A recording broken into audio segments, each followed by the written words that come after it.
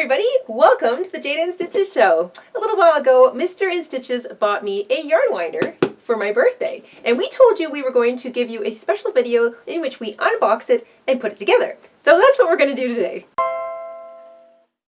All right, here we go.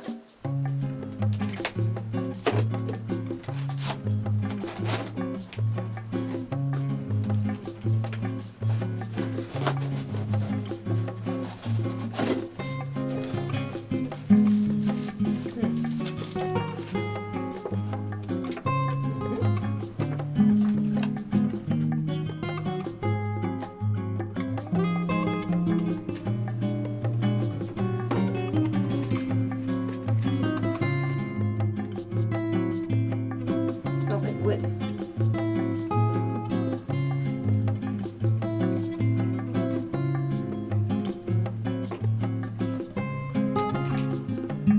All right.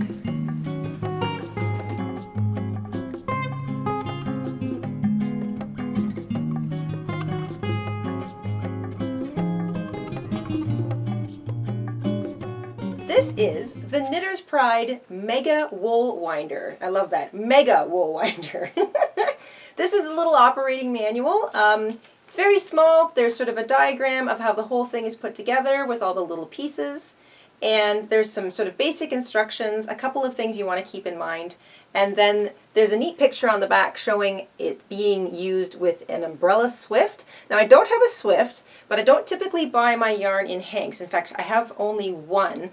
So I'm going to be just sort of winding most of my yarn from leftover balls of yarn or maybe balls of yarn that are almost completely depleted. So I might have hand wound balls of yarn that I'm going to rewind into some skeins that I can place on my shelf. I don't know, we'll see. I'm going to have some fun playing with it. But first I'm going to take you through all the different little pieces that make up this mega wool winder.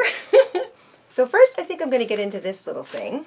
This is, I believe, where the clamp is kept. And the clamp is what you sort of secure the yarn winder down to the table or your working surface with. Ah, yes, here we go. So that's pretty straightforward.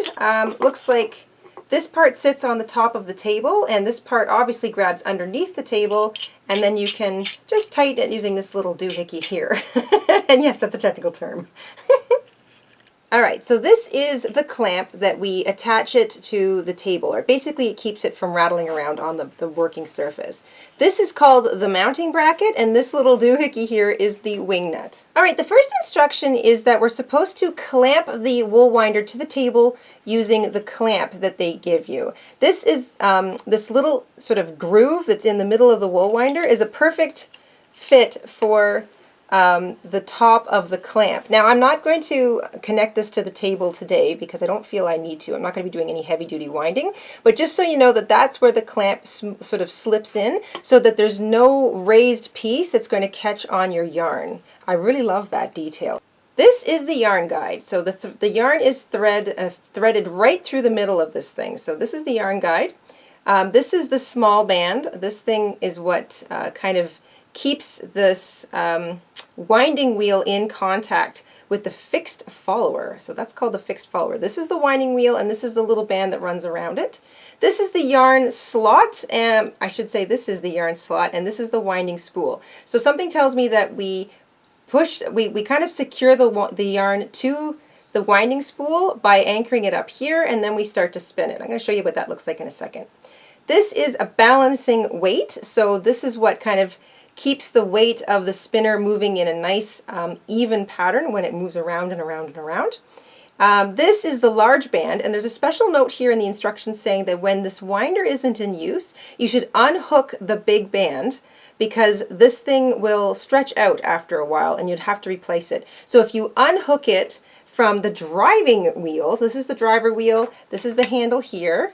So as I move the handle, it's going to spin the winding wheel around and around and around, and this is what the big band here is what causes that. It's kind of like a bicycle, and it's a bit sort of, it's on the stretchy side, so if you're not using the yarn winder, sort of unhook this from the driver wheel so that it doesn't stretch out and then render your winder useless. We don't want that.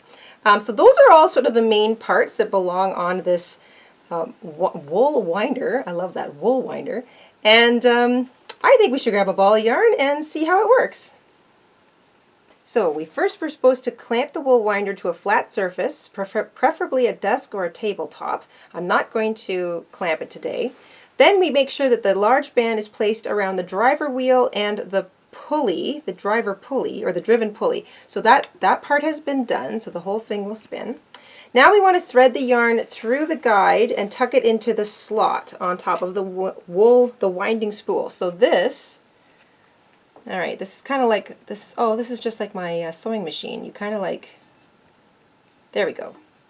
So I'm going to show that, I don't know if you can get close to that, Mr. InStitches. So this is, it's like if you have a sewing machine, this is how you thread the top of it.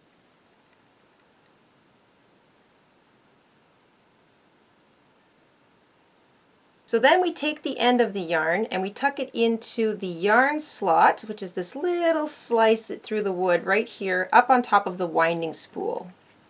All right, we're ready to start winding. So it says to slowly rotate the driver wheel 3 or 4 times to kind of get it started. Oh my gosh, that looks so neat. It kind of reminds me of that, is it a, what was that, a spirograph? And then once it sort of becomes stable, you can gradually increase the speed. Oh my gosh, that is so cool!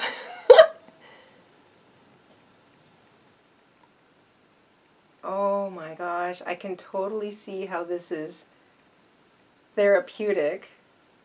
And then you just sort of sit here watching that ball of yarn get bigger and bigger and bigger, and it's perfectly evenly wound. I love it. The act of spinning in this sort of cantilever position allows the yarn to not be too tightly stretched. So it's kind of winding it. You see this lovely crisscross lattice sort of appearance that the yarn ends up having.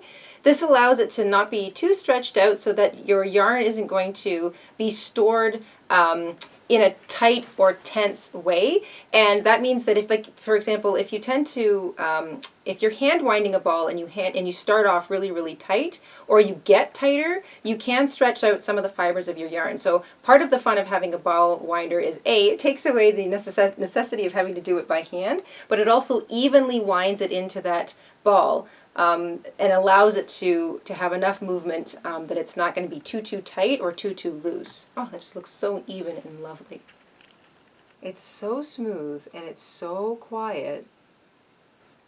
For every spin I give the wheel, I think the winder is actually going twice. Yeah, maybe 3 times. Wow. So it's actually spinning around faster than I have to move the wheel. Look at that ball, it's getting so big! It's so neat!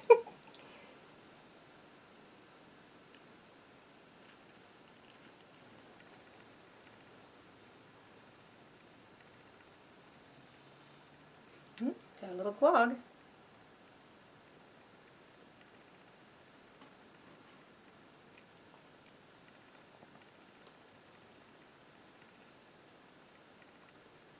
Oh, I think it's filling up.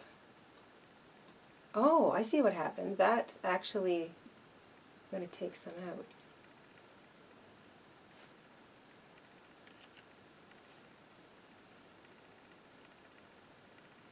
Okay. So this is a full-size ball of yarn that I'm doing here. I can see why you might want to use a Swift. Oop, there we go. There's the end.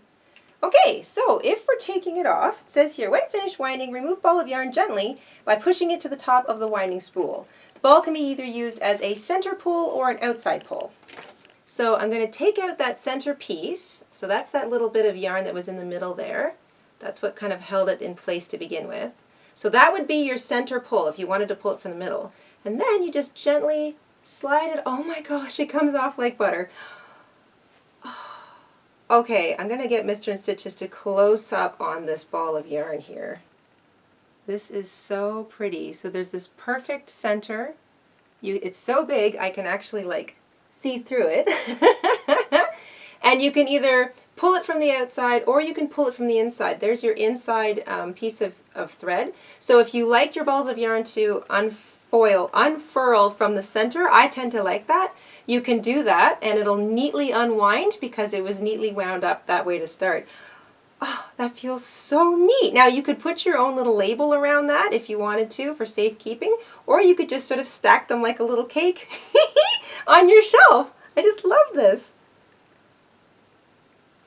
So there you go. That is the Knitter's Pride Mega Wool Winder. Mega Wool Winder. Mega Wool Winder. That's what I got for my birthday this year. It makes an absolutely beautiful cake of yarn. You can pull it from the center, you can pull it from the outside, whatever you find most convenient. I think it should be said that you should always spin in one direction. So it doesn't matter what direction you spin in, but for the length of that ball that you're winding, always go in the same direction. Otherwise, it will undo. You might lose the tension on your yarn. So always spin in one direction, but I don't think it matters which direction you go in. It certainly didn't say that you had to go in one direction or the other. And then when you're all done, you've got a pretty little cake all ready to use up. I love the way this feels. It's nice and light and airy. You can sort of see me squeezing it. It almost has a bit, does actually have a bit of bounce to it, like, like Jell-O. It's just absolutely glorious. So it's not tightly wound. The yarn is not going to be all stretched out of shape. And it's nice and light and easy to sort of take apart and pull and use. So I am absolutely delighted with this yarn winder. I can't wait to start playing with it some more and make my own little cakes. And definitely rewind any of my partly used skeins into much prettier little stackable balls of yarn. So there you go. That, I hope you enjoyed the unboxing and the demonstration of the Mega Wool Winder. I am definitely going to have to find a place of pride for this somewhere in the craft room. I have a feeling it's going to get a lot of work. So that's great. I hope you enjoyed that demonstration. We will see you guys here soon on the Jayda InStitches show. Until then, stay safe, stay crafty, and have an awesome week, everybody. Bye! Oh my gosh, I just love that. Hi everybody, Mr. InStitches here. Thank you for watching today. Here are some of our other videos you might be interested in. Oh, and don't forget to subscribe.